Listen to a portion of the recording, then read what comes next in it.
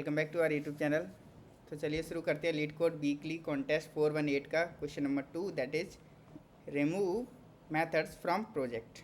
ठीक है, तो क्वेश्चन क्या दे रखा है वो पढ़ते हैं। तो क्वेश्चन में क्या दे रखा है, we are maintaining a project that has n methods numbered from 0 to n-1. So we are given two integers n and k and a 2D integer array invocations where invocations I means ai, vi ये हमारा given है और indicates that method a i invoke method b i. Okay, ठीक है। Okay, तो हमें क्या मालूम है, there is a known bug in method k, uh method k along with any method invoked by it either directly or indirectly are considered suspicious and we aim to remove them. A group of methods can only be removed if no method outside the group invokes any method within it. Okay okay, ये वाली जो line है ना, इसको ध्यान रखना। मैं explain करूँगा कि इसका क्या मतलब है, और मुझे तो ऐसा लगता है कि ये वाली जो लाइन है ना, ये कन्फ्यूजन क्रिएट करती है। वो आगे बताऊँगा कैसे। Return an array containing all the remaining methods after removing all the suspicious methods. ठीक है, you may return the answer in any order if it is not possible to remove all the suspicious methods none should be removed. Okay, ठीक है। तो चलिए शुरू करते हैं। पहला एग्जांपल देखते हैं कि पहले एग्जांपल में क्या दे रखा है हमें। ओके, तो क्वेश्चन क्या है कि हमें एक तरीके का इन्वोकेशन दे रखा है कि एक मेथड दूसरे को इन्वोक कर रहा है, दूसरा तीसरे को कर रहा है, काइंड ऑफ दैट। अब जैसे यही वाला है, अगर यहाँ से इन्वोकेशंस उठाते हैं हम तो क्या बनेगा वो देखते हैं। यहाँ से इन्वोकेशंस उठाएं तो क्या बनेगा। अब यहाँ पे देखो तो ये बनेगा कि जो 1 है वो 2 को इन्वोक कर रहा है, that means 1 is invoking 2, so this is the way. Very good. 0 is invoking 1, 0, this is 0, 0 is invoking 1, nice। 3 is invoking 2, अब ये जो 3 है वो कर रहा है 2 को इन्वोक। अब वो क्या कह रहा है कि सस्पिशियस, उसे स्टार्टिंग में मालूम है कि ये वाला है ना, ये सस्पिशियस नोड है, ये वाला 1, ये सस्पिशियस है क्योंकि इक्वल टू 1 दे रखा है। अब इससे जो डायरेक्टली रिलेटेड हैं, या ये डायरेक्टली जिसको इन्वोक कर रहा है, या ये किसी के आगे जाके किसी के थ्रू इन्वोक हो रहे हैं, अगर ऐसा कुछ हो रहा है, अगर ऐसा कुछ हो रहा है तो वो सारे सस्पिशियस हैं। ठीक है, सारे ही वो सस्पिशियस हैं। अब नेक्स्ट केस क्या है, अब देखो पहले एक स्टेप बाय स्टेप चलते हैं। ठीक है, तो अगर इस केस में देखोगे, तो इस केस में देखो तो सस्पिशियस नोड्स मुझे क्या मिलेंगे, 1 and 2, ये दोनों सस्पिशियस नोड मिलेंगे क्योंकि 1 तो ऑलरेडी सस्पिशियस है ही। अब ये किसे इन्वोक कर रहा है, 2 को, 2 इज इन्वोक्ड बाई 1, तो ये दोनों तो सस्पिशियस नोड्स हैं ही। अब क्या चेक करना है कि जो ये जो सस्पिशियस नोड्स आए हैं, क्या इनमें से एक भी ऐसा नोड है जो किसी बाहर वाले से इन्वोक हो रहा है, आउटसाइड ऑफ 1 and 2। अगर ऐसा आ गया that means we can't remove anything. Why we can't remove anything, ये देखो, ये लाइन पढ़ो, ये बहुत इंपॉर्टेंट लाइन है।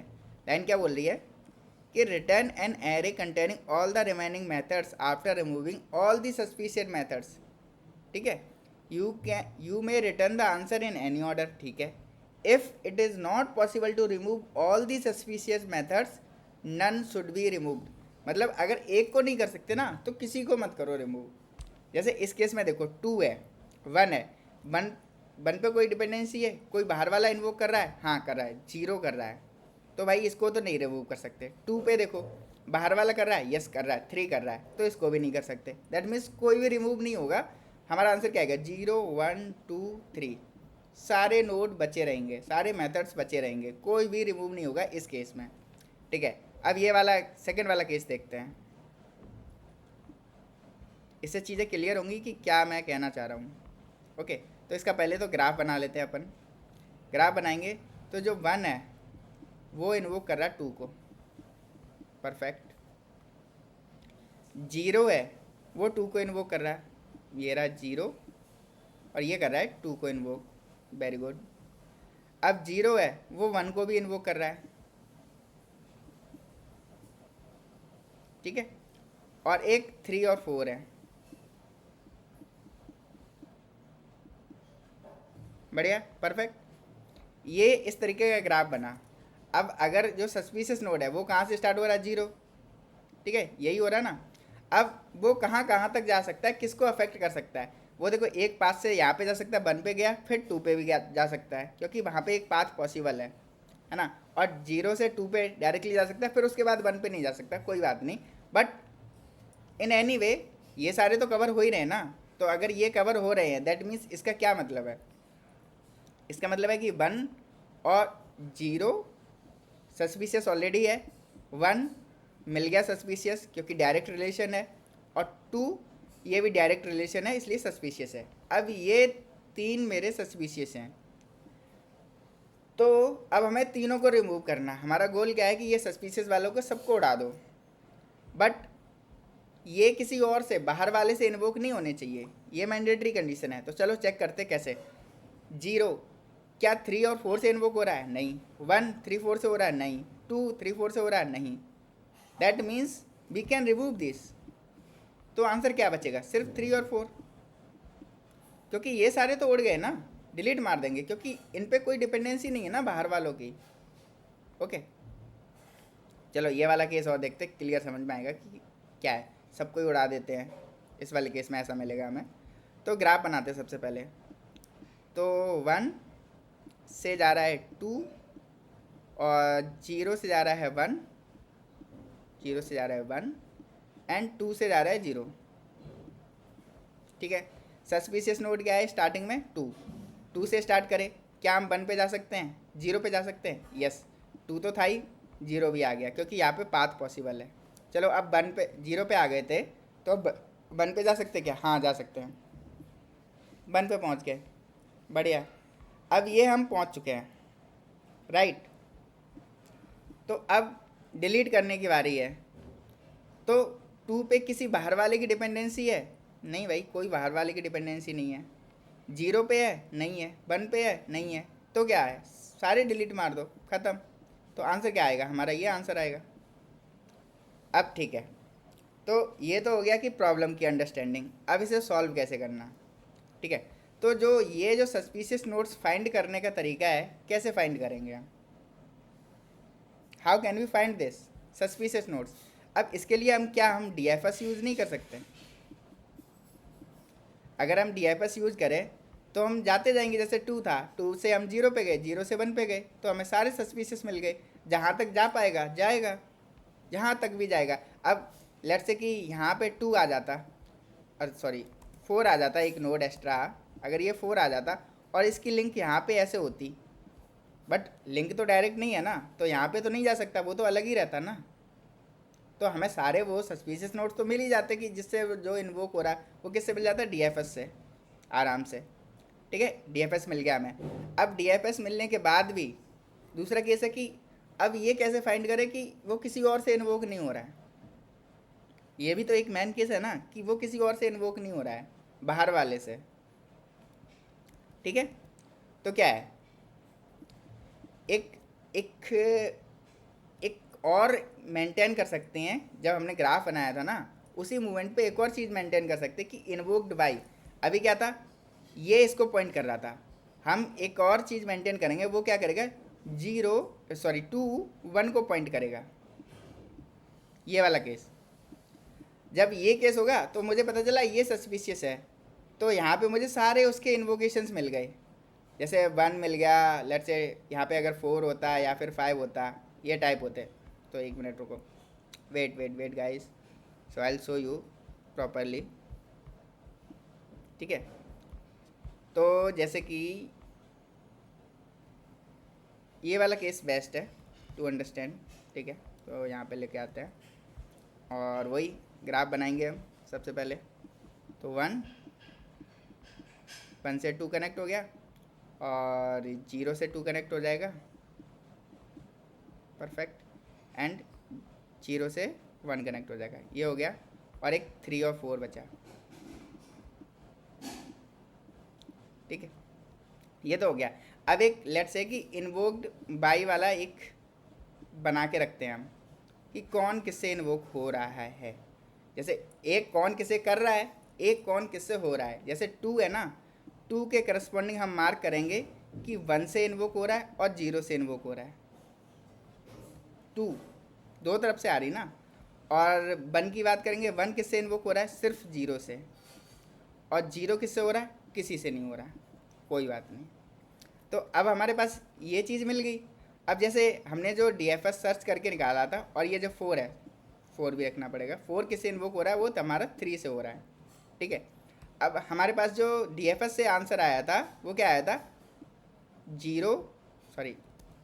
2 और 1 और 0, ये नोड्स आए थे।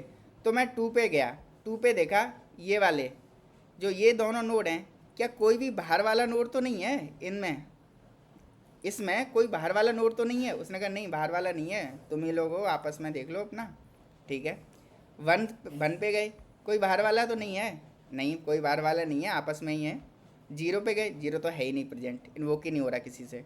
तो इन सबको रिमूव कर सकते हैं। अगर एक भी पॉइंट पे ऐसा आ जाता ना कि बाहर वाले से, जैसे अगर ये लिंक बन जाती मेरी, तो क्या होता, 3 इन्वोक कर रहा है 1 को, तो जो 1 है ना वो किससे इन्वोक हो रहा है, 3 से भी इन्वोक हो रहा है।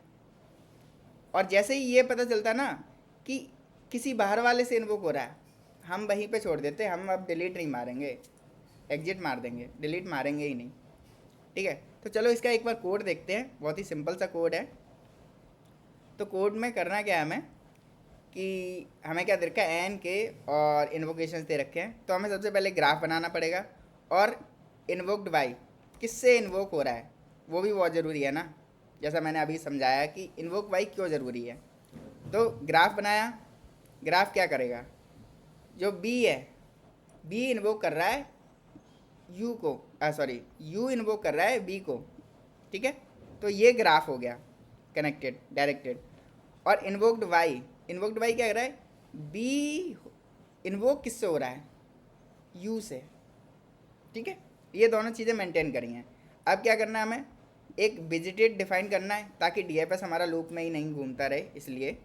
और हम वो सारे नोड्स निकाल देंगे जो विजिटेड हैं। ठीक है। तो हमने एक सस्पिशियस रख रखा था कि भाई ये वाले नोड सस्पिशियस हैं। अब क्या करेंगे, जैसे इस DFS में आएंगे तो जो भी नोड आया था वो हमारा सस्पिशियस ही है, क्योंकि तभी DFS में आ रहा है। तो उसे डाल दो, सस्पिशियस वाले में डाल दो, और उसका मार्क कर दो ट्रू। अब फिर सारे नेबर्स में जाओ ग्राफ के, और देखो अगर कोई विजिटेड नहीं है तो वहाँ से DFS कॉल कर दो, क्योंकि भाई वो भी तो कल्प्रेट होगा ना, वो भी तो सस्पिशियस होगा ना अगर कोई विजिटेड नहीं है तो। ठीक है। तो इस तरीके से हमें सारे सस्पिशियस वाले मिल जाएंगे। ठीक है। अब यहाँ पे काम हो गया। अब हमें क्या करना है, एक वेरिएबल डिफाइन करना, कैन रिमूव। कैन रिमूव का क्या मतलब है कि क्या हम सारे एलिमेंट्स रिमूव कर सकते हैं, और अगर हम एक भी नहीं कर सकते दैट मीन्स हम कोई सा भी नहीं कर सकते, है ना। तो चलो सारे मेथड्स पे ट्रैक करो, जाओ सस्पिशियस के। ठीक है। और अब सारे इन्वोकर पे जाओ इन्वोक्ड बाई से। ठीक है। पहले गए जो सारे सस्पिशियस थे, लेकिन अब वो किससे इन्वोक हो रहे हैं, अगर वो सस्पिशियस में नहीं मिलता है, इन्वोकर सस्पिशियस में नहीं है, दैट मीन्स वो किसी बाहर वाले से इन्वोक हो रहा है, यही ना।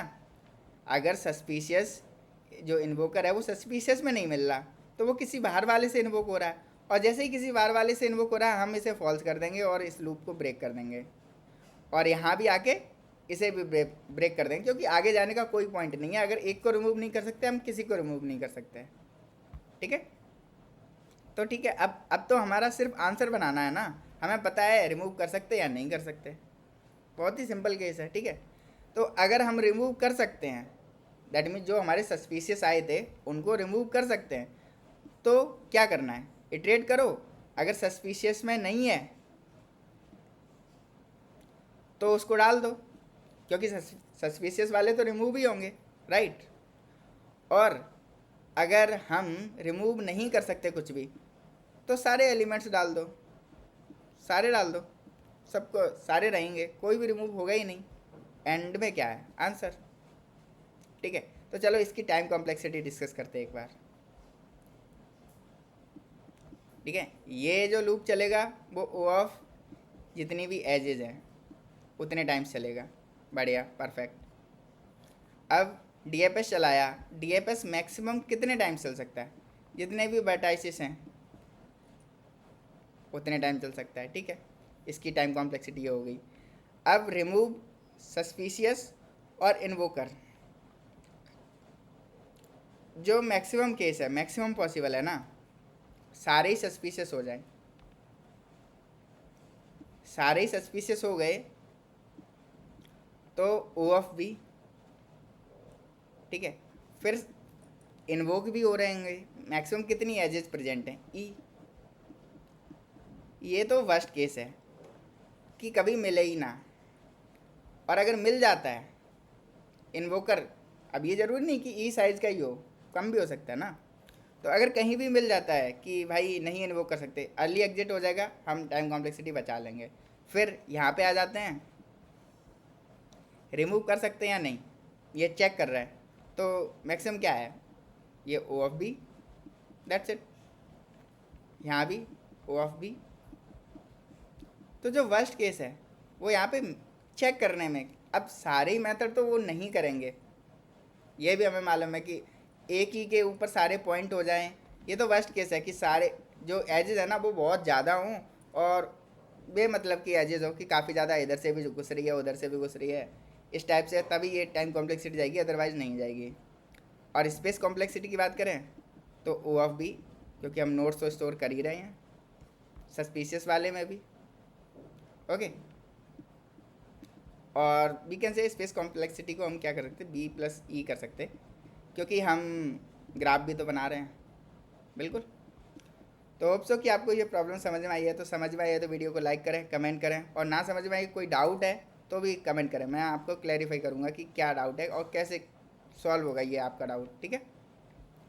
ओके, चलो मिलते हैं अगली वीडियो के साथ, तब तक के लिए बाय बाय।